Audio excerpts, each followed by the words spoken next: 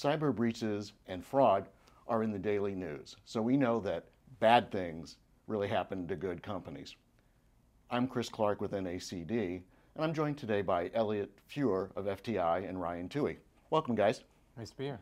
Good to be here. Let's take growth companies, for example, because they have a number of different challenges. And Elliot, let me start with you. Give me one top speed bump that they encounter that maybe they could avoid. Well, I think in today's environment, dealing with a lot of volatility in the market, many of our growth companies are seeing difficulty in managing the growth, right? So their infrastructure has not kept up with the increasing demand that they have to face. And our CFOs are under enormous pressure to give the market clarity.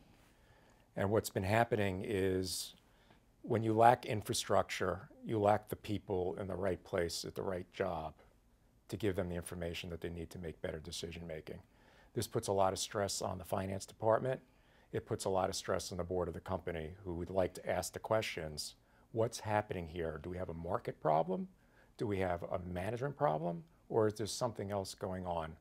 Ryan, let's go. What is your top speed bump? When you have a communications plan or a basic communications architecture and protocols that are built for a small company, and then when, particularly in industries like energy, where we've seen rapid expansion in shale gas exploration both in the US and Europe, now these companies that have never been set up to communicate globally or in challenging markets, they don't have the basic nuts and bolts.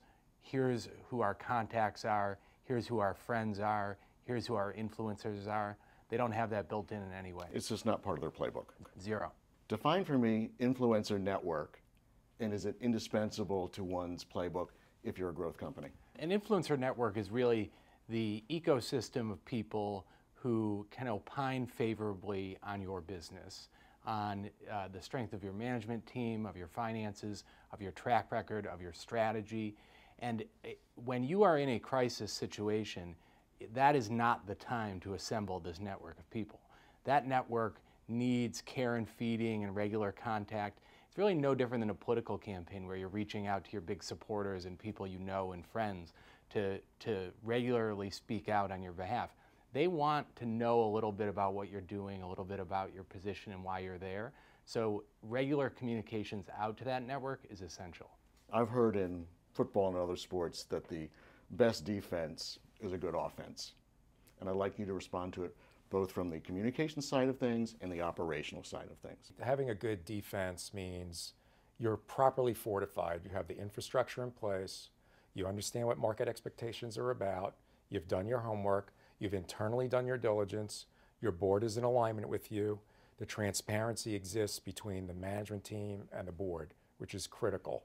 When we say that the best defense is a good offense, one way companies can think about that from a communication standpoint is even if you don't have the solution figured out, or even if you haven't determined the root of an issue or a crisis, it is okay to speak to your key stakeholders, the media, your investors, your customers, your employees, and say, we are working on solving this problem.